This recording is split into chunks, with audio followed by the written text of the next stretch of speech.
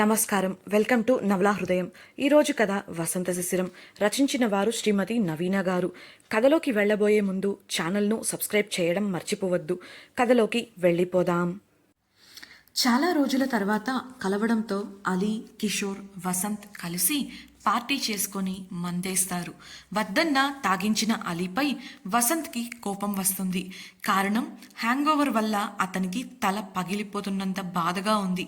కోపంగా ఉన్న వసంత్కి గంటలో అతని హెడేక్ తగ్గించకపోతే వసంత్ ఏం చేసినా ఓకే అని డీల్ చేసుకొని కార్లో ఇద్దరూ బయటికి వెళ్తారు. నైట్ తిన్న గడ్డి వల్ల ఉమా స్టమక్ అప్సెట్ అవడంతో శిశిర సోలోగా వాళ్ళ ఫ్రెండ్ రేష్మని కలవడానికి వస్తుంది. ఇద్దరూ కలిసి బెడ్పై కూర్చొని కబుర్లు చెప్పుకుంటూ ఉంటారు. శిశిర తన చుట్టూ చూస్తూ రేష్మ రూమ్ని, వర్కింగ్ ఏరియాని గమనిస్తూ ఉంటుంది. ఇంతలో ఏదో డౌట్ రావడంతో రేష్మ వైపు తిరిగి, అంతా బాగానే ఉంది కదా, ఈ ప్లేస్ని ఇంత చక్కగా అరేంజ్ చేసి మేనేజ్ చేస్తున్నావంటే బిజినెస్ బాగా రన్ అవుతుంది. ఈ ఏరియా కూడా బాగానే ఉంది. మరి ఎందుకు దీన్ని అమ్మేసి దుబాయ్ వెళ్ళాలనుకుంటున్నావు అని అడిగింది. ఆ ప్రశ్న వినగానే రేష్మ ముఖంలో అప్పటిదాకా ఉన్న ఆనందం పోయి మౌనం తొంగి చూసింది. ఎటువంటి సమాధానం ఇవ్వకుండా మౌనంగా తలదించుకొని ఉండిపోయిన రేష్మని చూస్తూ ఆమె గడ్డం పట్టుకొని తలను పైకి ఎత్తింది శిశిర. ఆమె కళ్ళల్లోంచి నీరు ఉప్పొంగుతోంది. ఏమైందే అంటూ కంగారుగా ఆమె కన్నీటిని తుడవబోయిన శిశిరను గట్టిగా హత్తుకొని తన బాధ తీరే వరకు ఏడ్చింది రేష్మ. ఆమె పరిస్థితిని అర్థం చేసుకున్న శిశిర ఏం అడగకుండా ఆమె బాధ తీరని అనుకుంటూ మౌనంగా ఉండిపోయింది. వెక్కి వెక్కి ఏడ్చి కాసేపటికి తేరుకొని వెనక్కి జరిగి కళ్ళు తుడుచుకుంది రేష్మ. ఆమె చేతిపై చేతిని వేసి మెత్తగా ఒత్తి నేనున్నా అనే భరోసా ఇస్తూ మెల్లిగా ఇప్పుడు చెప్పు అని అడిగింది శిశిర. ఆమె ప్రశ్నకు అప్పుడే కుదుటపడిన రేష్మ, మా ఇంట్లో జరిగేది నీకు తెలుసు కదా శిశిర, ఎప్పుడు ఏదో ఒకటి జరుగుతూనే ఉంటుంది అంటూ ఆ టాపిక్ని దాటవేయాలని చూసింది రేష్మ. నాతో కూడా చెప్పకూడదా? అంతేలే, అంత పరాయిదాన్ని అయ్యాను కదా నేను అంటూ తన బ్యాగ్ తీసుకొని అక్కడి నుంచి లేచి బయటికి కదలబోయింది శిశిర. ఆమెని ఆపుతూ, లేదు శిశిర, అలా ఏం లేదు అంటూనే నువ్వు కూర్చో అని చెప్పి ఆమెకు బెడ్ని చూపించింది రేష్మ. అయితే ఇప్పుడు చెప్పు అన్న శిశిర వైపు సూటిగా చూస్తూ, ఇక్కడ నిజానికి చాలా బాగా బిజినెస్ అవ్వాలి, కానీ నీకు తెలుసుగా మా ఇంట్లో పరిస్థితి. మా నాన్న నాకు మిగిల్చిన చివరి జ్ఞాపకం ఇది. ఇప్పుడు వాళ్ల కన్ను ఈ షాప్పై పడింది. బిజినెస్ బాగా జరగడంతో ఇది వాళ్ళకి కావాలి అని నన్ను ఫోర్స్ చేస్తున్నారు. అందుకే ఆ ఇంట్లో ఉండకుండా ఇక్కడే ఉంటున్నా. ఆ ఇల్లు మా అమ్మది, దాన్ని ఎప్పుడో లాగేసుకున్నారు. కనీసం ఈ చివరి జ్ఞాపకాన్ని అయినా వదులుకోకూడదు అని మొండిగా వాళ్లకు ఎదురు తిరిగి ఇక్కడికి వచ్చేశాను. అప్పుడే మొదలైంది అసలు సమస్య అంటూ నిట్టూర్చింది రేష్మ. అదేంటి, నువ్వు ఆ ఇల్లు ఇచ్చేశావు కదా, అది చాలదా? అయినా నువ్వు ఇక్కడ ఉన్నావంటే నీకు ప్రాబ్లం సాల్వ్ అయినట్టే కదా అని ఆశ్చర్యంగా అడిగిన శిశిర వైపు చూస్తూ తల అడ్డంగా ఊపి, లేదు శిశిర, వాళ్ళు చెప్పింది నేను చెయ్యలేదు అని కోపంతో రోజు కస్టమర్స్ వచ్చే టైంలో వచ్చి గొడవలు చేయడం స్టార్ట్ చేశారు. ఇక్కడ సర్వీస్ బాగోదు అని లేనిపోని కథలన్నీ అల్లి ప్రచారం చేశారు. అయినా ఇక్కడ సర్వీసెస్ గురించి తెలిసిన వాళ్ళు రావడం ఆపలేదు. అప్పుడే ఇంకా దిగజారి నేను అంటూ వస్తున్న దుఃఖాన్ని ఆపుకోలేక ఏడ్చేసింది రేష్మ. ఆమెను సముదాయించబోయిన శిశిర చేతిని పట్టుకొని తనను తాను కంట్రోల్ చేసుకుంటూ ఒక్కో మాట కూడా తీసుకొని, నేను ఇక్కడ ప్రాస్టిట్యూషన్ చేస్తున్నానని చెప్పి పోలీసులకు ఇన్ఫర్మేషన్ ఇచ్చి 2-3 సార్లు రైడ్ చేయించారు. పబ్లిక్గా అందరి ముందు పోలీసులు రైడ్కి వచ్చారు. కానీ ఏ ప్రూఫ్స్ దొరకలేదు. కానీ ఇక్కడ ప్రాస్టిట్యూషన్ జరుగుతుంది అనే రూమర్ స్ప్రెడ్ అయ్యి లాస్ట్ 1.5 మంత్గా అసలు బిజినెస్ లేదు. అరాకొరా వచ్చినా రోజు గడవటం కష్టంగా ఉంది. అందుకే తెలిసిన వాళ్ళ ద్వారా దుబాయ్ వెళ్ళి ఏదైనా జాబ్ చేయాలని చూస్తున్నా. అక్కడైతే ఈ రాక్షసులకు దూరంగా ప్రశాంతంగా అయినా ఉండొచ్చు కదా అంటూ పొంగుకొస్తున్న దుఃఖాన్ని మునిపంటి కింద ఆపేస్తూ చెప్పింది రేష్మ. ఆమె కండిషన్ని విని శిశిరలో కోపంతో పాటు రేష్మ గురించిన బాధ కూడా కూడా కలిగింది. రేష్మ భుజం తడుతూ, నీకు ఎలాంటి హెల్ప్ కావాలన్నా చెప్పు, మేము ఉన్నాం నీకు. అయినా నువ్వు దుబాయ్ వెళ్లే వరకు మాతోనే ఉండు, కొద్ది రోజులు మనం కలిసి ఉండొచ్చు కదా అని అంటుంది శిశిర. ఆ మాటకి చిన్నగా నవ్వి సరే అన్నట్లు తల ఊపుతూనే, కానీ శిశిర, వీసా పని జరుగుతుంది, ఈ టైంలో నేను ఎక్కడికి రాలేను అని చెప్తూ అంతలోనే సంతోషంగా, బట్ ఈ రోజైతే ఈ రేష్మ బిర్యానీని రుచి చూస్తావు అంటూ చలాకీగా చెప్తుంది.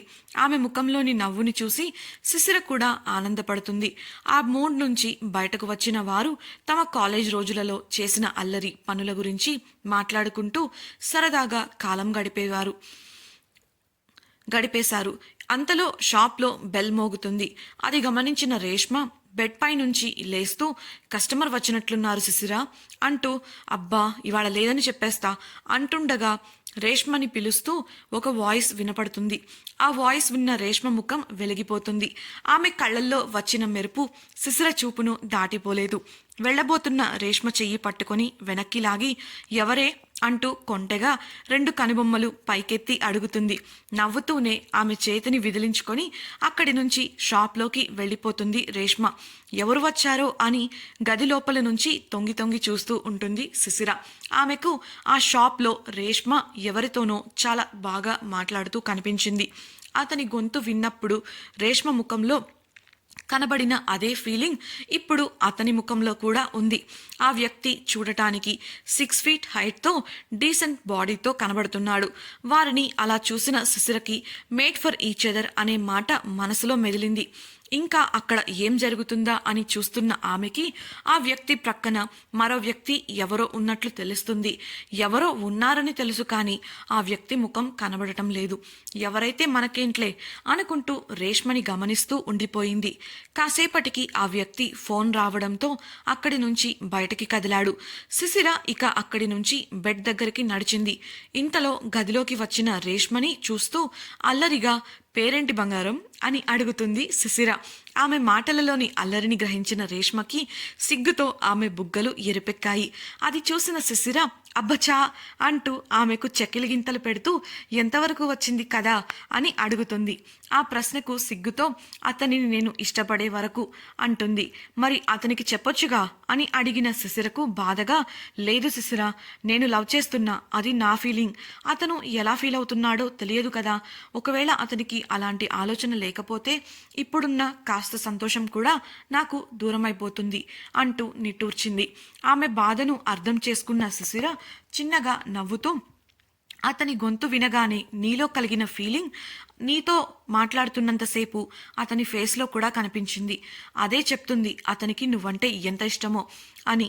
ఇంతకీ అతని పేరేంటి చెప్పలేదు అని అలకగా అడుగుతుంది.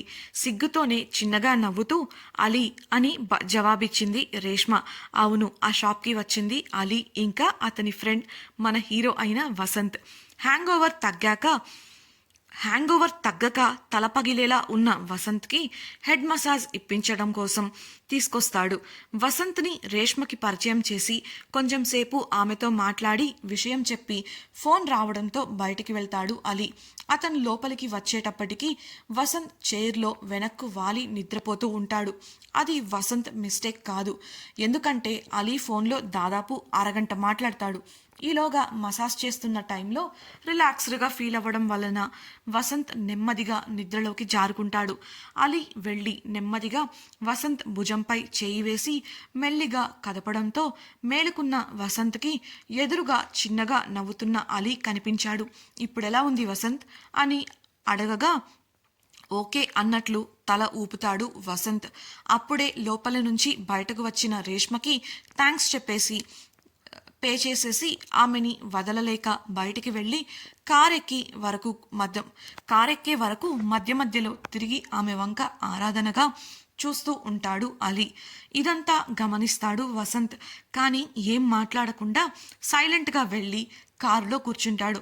కార్ స్టార్ట్ అయ్యాక కొంత సమయం తర్వాత ముందున్న మిర్రర్లో తల సరి చేసుకుంటూ, పర్లేదురా, నీ గర్ల్ ఫ్రెండ్ హెడ్ మసాజ్ బాగానే చేసింది, ఏం పేరు అని అడగగా ఏదో ధ్యాసలో ఉన్న అలీ రేష్మ అని సమాధానం ఇచ్చి అంతలోనే వసంత్ అన్న మాటలు గుర్తొచ్చి తడబడుతూ నా గర్ల్ ఫ్రెండ్ ఏంటి అని టెన్షన్గా అడుగుతాడు.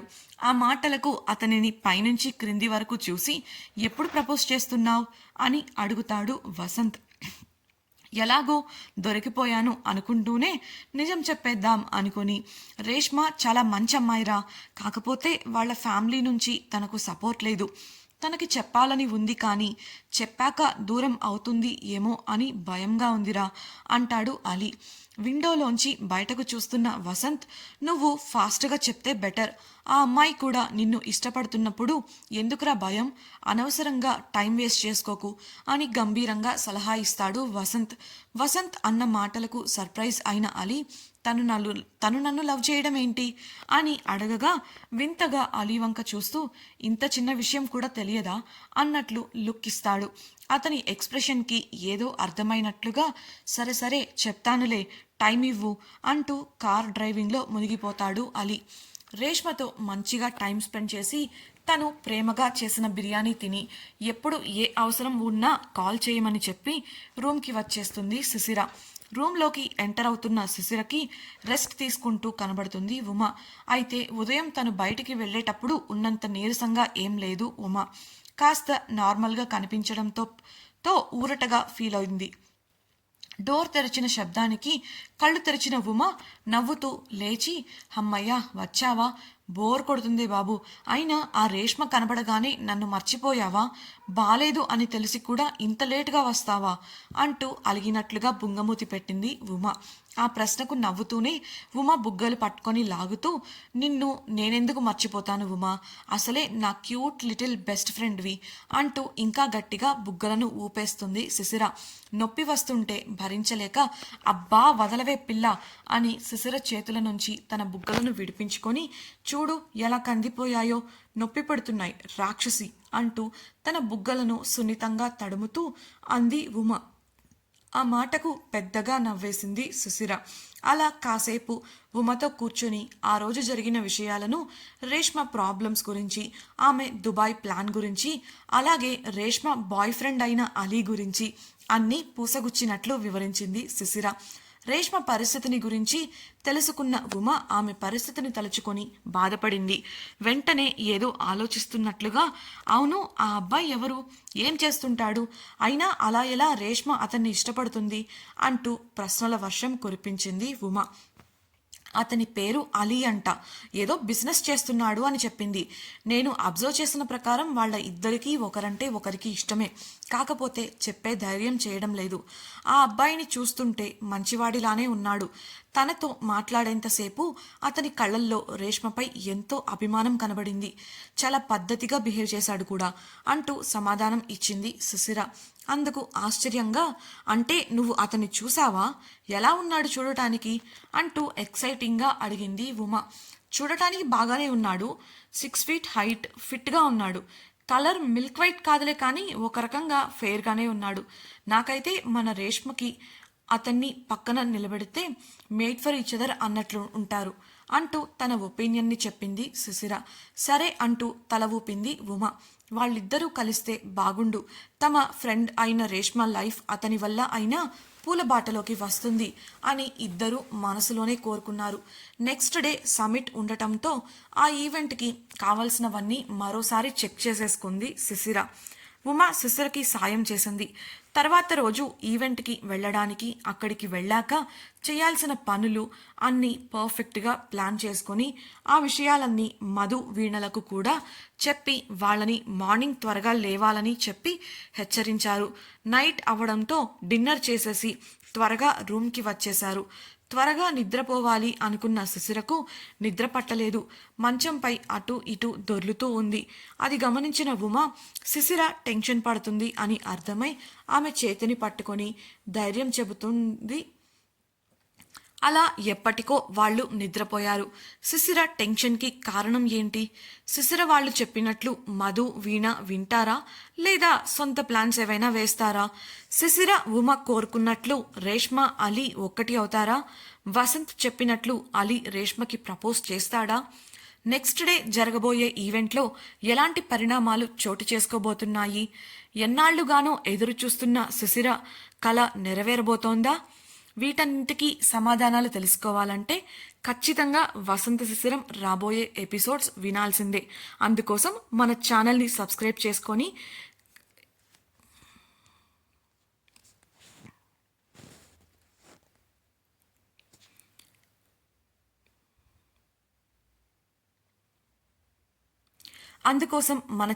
సబ్స్క్రైబ్ చేసుకోండి.